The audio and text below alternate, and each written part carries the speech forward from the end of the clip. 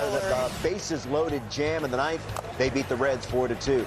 Yankees sweep the Royals in Kansas City. Gerrit Cole, 6 2/3, scoreless innings, 10 strikeouts. The Yankees' 7 shutouts are one behind the Phillies for the league lead. They have beaten the Royals now 14 consecutive times. Look at this. Look at the body of work. What a welcome sight for the New York Yankees. Away with injury 569 days. So when CY comes back, you're looking for velocity and hitting his spots. And Aaron Boone spoke post-game and said his first start was the appetizer. And yesterday was the main course. What did you see? Just complete domination. It's you want to love on him because you understand the greatness that Gerrit Cole has had throughout his entire career. And one thing Lauren and Rofo that the greats do is they understand when they need to make a small adjustment, a slight adjustment, when they need to tweak something here or there. They need to keep hitters on their heels at all times. And you can just never feel like you know what's coming when it comes to Gerrit Cole. That's what makes him so special. I wanted to give it a couple starts in before we started to break him down, but when you're watching him pitch, he's showing that he can be a chameleon and really make a true adjustment and adapt to whatever lineup he's facing. I mean, what you think of when you think of Gerrit Cole, you think of the power force scene coming down at you. You think of elite breaking stuff. He's working quick. He's trying to overpower you at all times. That's the 2023 Cy Young version of Gerrit Cole. That's what you got all the time. And D-Ro, I wanted to do this with you because as hitters, when a guy has been out for 17 months, or however long Cole has been out, you're trying to think of a scouting report, D-Ro. We're two righties. We're trying to think of a scouting report. What are we looking for when we're facing Gerrit Cole? But the problem is he's been out so long, and we've only had one start against the Rays to look at and try to assume what to expect. So how would you approach Gerrit Cole right now? Yeah, watching him last night, we talked about this with Christopher Sanchez, the ability for him to throw that two-seamer in the righties. Watching him, he reminds me of everything I learned with the Braves. Leo Mazzoni, every meeting we ever had was honest in, out, down, and away. Right. I mean, he could throw his four-seamer down and away black whenever he wants to. He was throwing this 0-0 curveball when he wanted to. He had a little cutter, a little slider. Isaac Collins? Yeah. It looked like he was working on his changeup and nose at bats. But this is what stands out. When you're watching the game against the Rays, you're seeing all these sinkers. You're like, uh-oh. Is that just for them? That was just the first start back.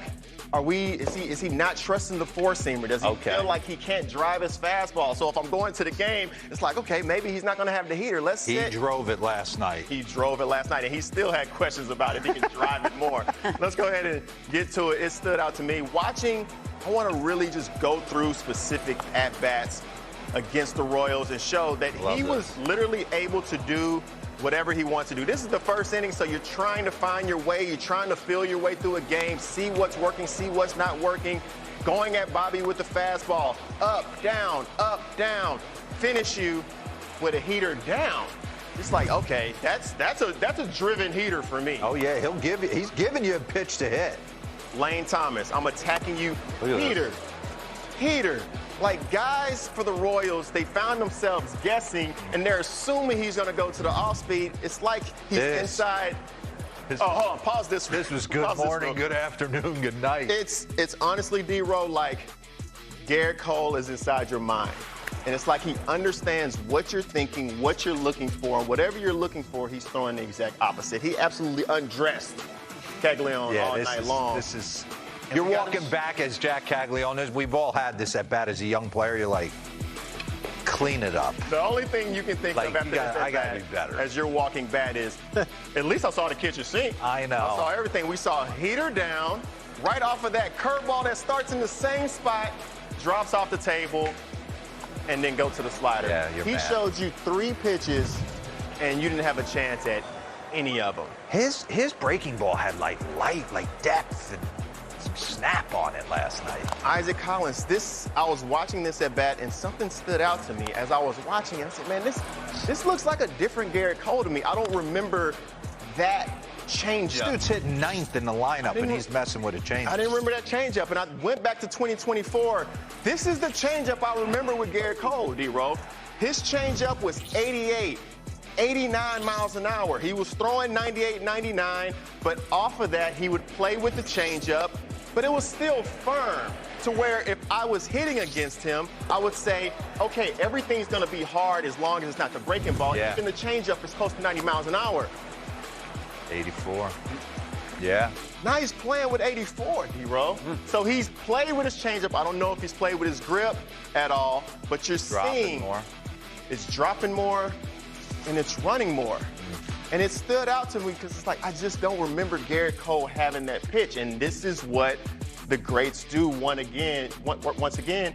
They adapt when they need to. He's playing with things. You said it earlier with Isaac Collins. It literally looked like he was. Oh, he was working on it right there. He came up his second at bat. He threw it to him again. He kept giving it to him. It's like, why are you so far out in front? I'll just play with it a little bit. Keep it running. He showed us the full arsenal. Bobby Witt, run this back real quick. Let's watch this. Hold on. I go, First of Bobby's all, swinging. I knew he was swinging. I'm saying Gerrit knows he's swinging. It's 2-0. Solo won't hurt us. I was like, Bobby's going to try and hit this 400. But this is understanding the game. Yeah. And this is trusting your stuff. You see a lot of young pitchers get into moments where they don't want to give up anything. Sooner or later, when you know your stuff is good, you have to get to the point you say, you know what? I worked myself into this hole right here.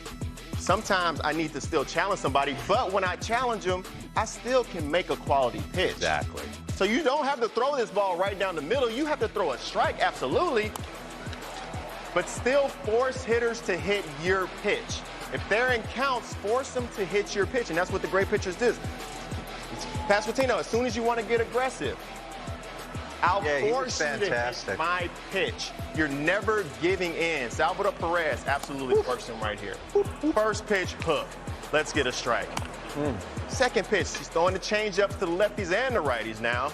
And then let's finish you off. Salvador Perez, give him a little head nod like, man, I don't know. Good. I don't know what I need to do right here. And last thing that stands out to me, Bobby Witt, for me, is not a guy that I would think I could just go up and pump heaters to. But this inning in the 6th inning, and we have a board on this, I believe. If there was any question about if he still has the velo, no, he's not throwing 100, no, he's not throwing 99, but he's still playing with it. This is something that we've seen Verlander do quite a bit, where you can play with your velocities depending on what you need in certain moments. Right there, he needed it with Bobby Witt. He had to reach back a little bit. He had 97, 98 in the tank 2 times to Bobby Witt right there when he needed it. When the 7th inning came around, it looked like he got tired to me. He looked like he knew that he was done. He still found a way to work himself through the inning. But Gerrit Cole, man, he's showing an ability to be a chameleon, the ability to be able to modify on the fly. He's so much fun to watch. You can see him step off the mound multiple times. He's thinking this through. He's calling his own game. It looks like he's thinking it through, and he's saying, okay, what do I need to do in this moment? What do I need to do in this moment? How do I execute here? I think this is going to be the beginning of great things to come for Gerrit Cole. And it couldn't have gone any better when you think of the expectations of all the hype that was built up about Gerrit Cole coming back.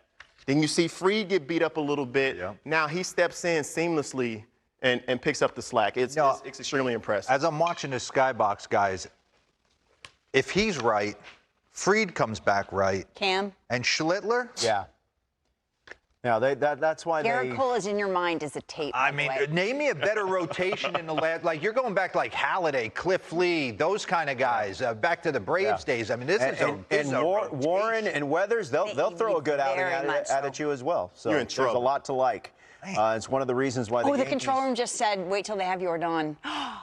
What? Listen, I went down that wormhole last night. You know what? I've already been canceled once. How dare you, Walden? Jordan would never. Jordan in a Yankee uniform. What do I always say? With Pena. What do I always say? Respect the defense. Up next, we're taking a look at the week's best defensive plays, and we're scoring them. And D-Row's going to be a curmudgeon during the segment, but he's going to do it. Oh. Delicious play.